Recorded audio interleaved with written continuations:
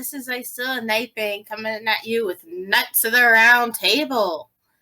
Today in the studio with me, I have Sir Mios. How you doing, Mios? Oh, I can't complain. How you doing? Pretty good. And I also have Lady RoseKitty. How you doing, Rose? I'm doing well. How are you? Just peachy. For today's topic, we are going to be talking about mobile games for the phone that should have stayed on console. So who wants to open first? I would love to point out the absolute insanity of turning Call of Duty into a mobile game. It's like, okay, I'm not a big Call of Duty fan anymore anyway, because it's all the same game at this point, to a staggering degree. But sincerely, why would you take a game that is primarily known for console, not even PC, but console, where you have at least, 10 to 16 buttons, and put it on a touchscreen mouse? It gets into all kinds of territory for me that makes no sense. Like, you either have a device that's not going to perform properly, or a phone that's going to die in 30 minutes. Exactly. I mean, why on earth would you do something like that? Not to mention putting games like Diablo 3 or Overwatch on the Switch. Okay, if it's got enough buttons, sure, there's a distinctive difference between how the Switch plays, how the Xbox plays, and how the PC plays. They're very, very different ways of handling those games, and that alone is going to dramatically change how you interact. You know, it's pretty easy to do a touchscreen shoot game where you can literally just touch, oh, they're dead, touch, oh, they're dead. You know what else is that's on mobile right now, and I just found this out like yesterday? Super Mario Kart is now on your phone. And you need a Nintendo account in order to play it. Well, that's just silly. Right? People, phone batteries don't last that long anymore. It's because they're too busy being filled with so many other different... And don't get me wrong, there are a lot of mobile games out there that are actually rather interesting to play. But how often do you get, trying to get we're going to get a hold of that freemium market. Like, just stick to making PC games, and you don't have to aim for the freemium market when people actually want to play your stuff. I mean, who hasn't killed some time with some Angry Birds? But like we said earlier, it's not a good platform for gaming. It's not. It's not. It's really not.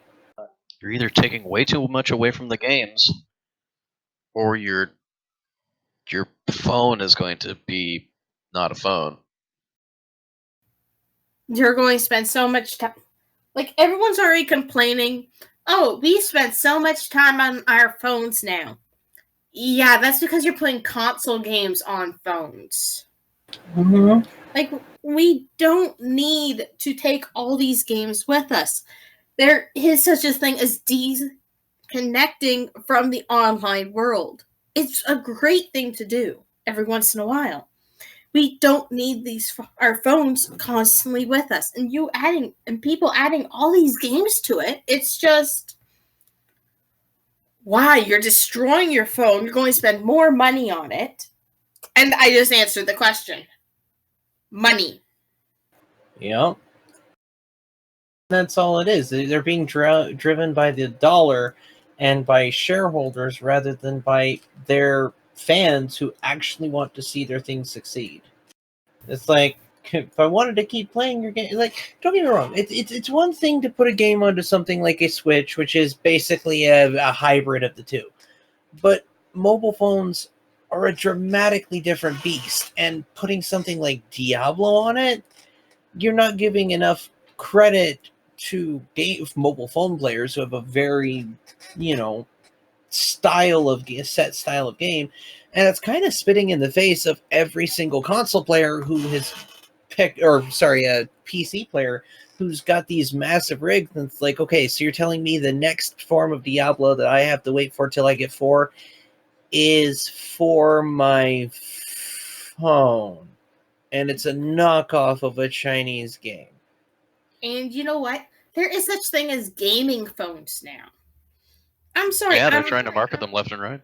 I will admit, I am a Apple phone girl. That's my brand of phone. I've damned the Samsung, and while I love the Samsung, I've left that thing in a rainstorm and it never got destroyed. I like the Apple because I know it's easy for me to use. It's really easy for me to use. And I've backed it up on my computer and put all my songs on it and what have you, and I'm golden. I get good to go, and I can transfer things between my phone and my iPad. It's great. However, you're now telling me I need an actual gaming phone for all these apps. Because your phone overheats. Your battery dies. What I don't know if anyone else has seen those commercials over on YouTube where you get people saying, "I'm dying. Oh no, I'm dying." The longer battery life for a laptop that's coming out or something. Mm-hmm. It's almost like the same thing they're doing for the gaming phones.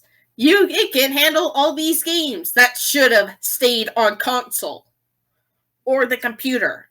Please. If they're promising longer battery life for these gaming phones, I'm tempted to get one just so I can have a normal phone that doesn't die. The only reason I'd want one.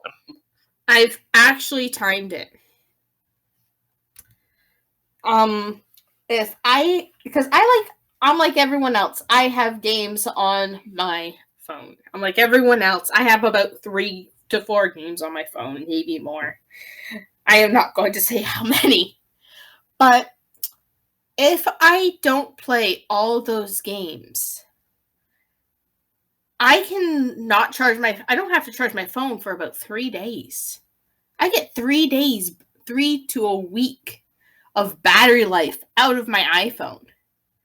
And that's if I don't play games. That's still using Discord, and that's not doing an actual voice chat on Discord because, we've all done that.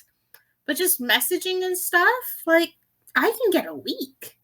But if I play games, if I do a hour and some odd chat on my phone on Discord or whatever, it eats the battery like you wouldn't believe. I end up charging my phone maybe every 24 hours. That's about how my phone is now. Now let's add Diablo where people like playing for 4 hours and such. Oh yeah. It's like, okay, let's constantly do more and more battery life, bigger. It's like, okay, so what's the difference between this and a pad now? Or what's the difference between this and a laptop? The Surface, Okay. It's like these games are intensive too. Hmm? You know what? I also want to point out something. Mm. We all say there's Wi-Fi everywhere, right? It's just about there's Wi-Fi in your coffee shop, there's Wi-Fi at your school, there's Wi-Fi in the library, all of that.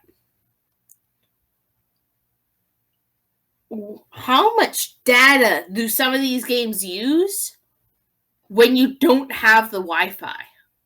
That's true too. Yeah.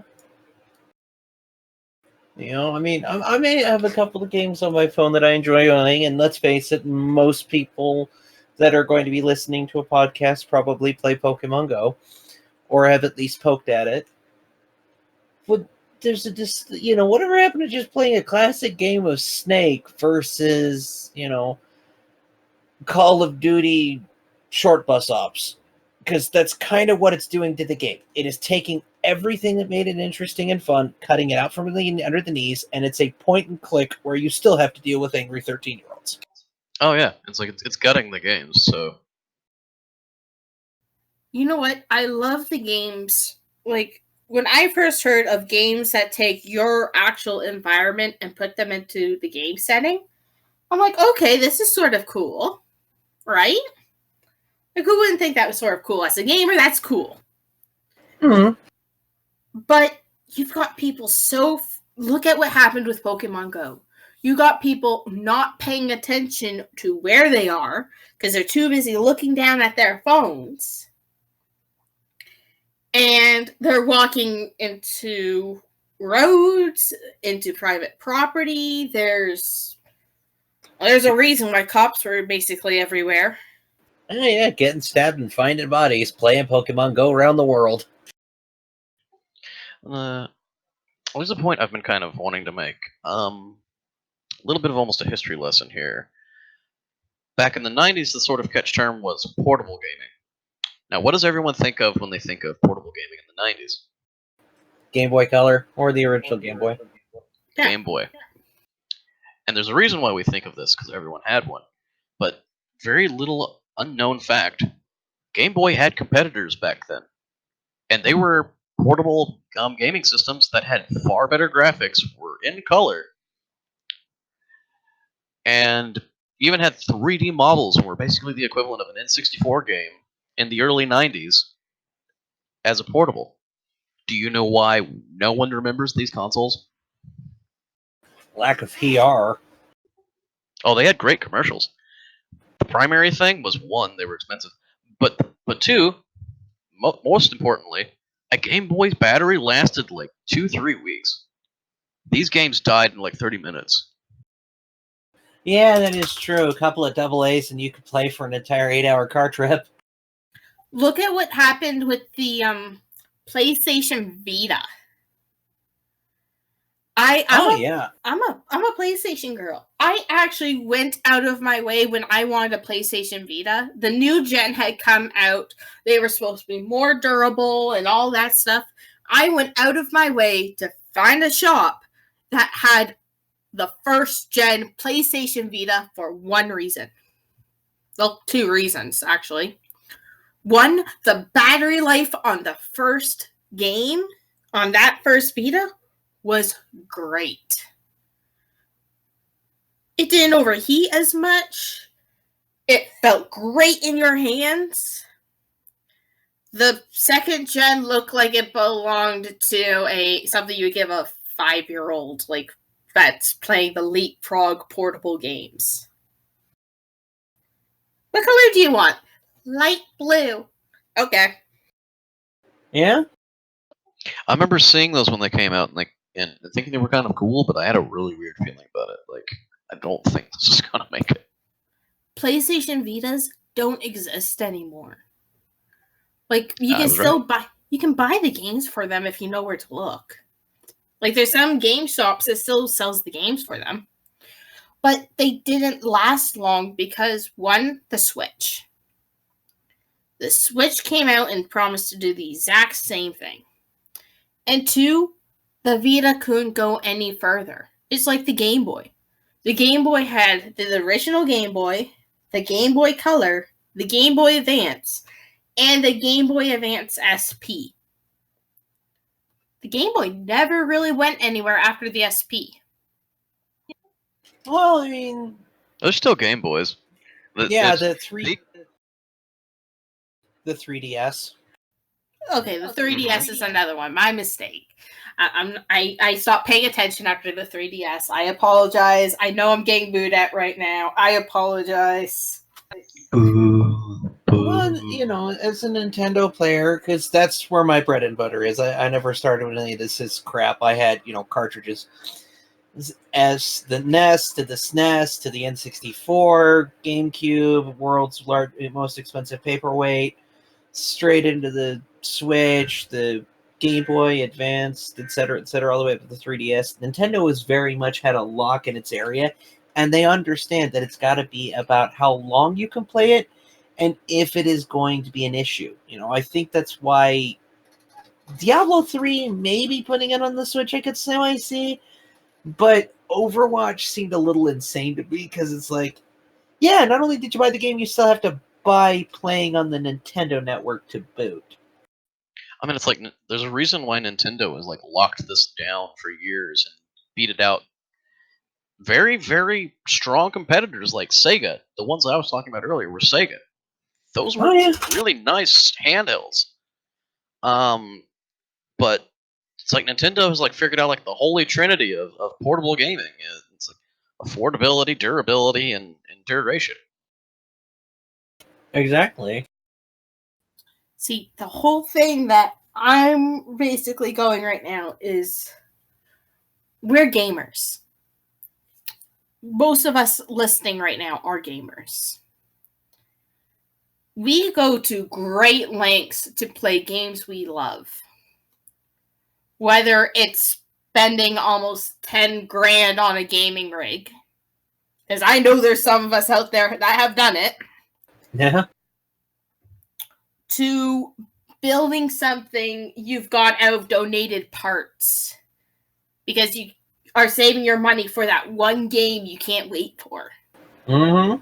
And you're just going through donated parts. Your school donated a computer to you because, well, it's out of date. So, and why not?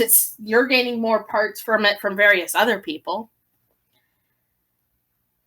Do we really need to go so far as to put console games on a phone? Pretty much.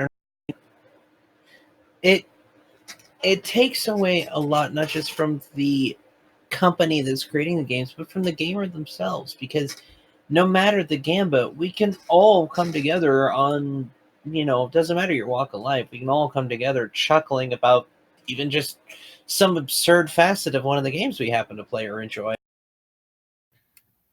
The companies that put console games on the phone, I can see why they're doing it.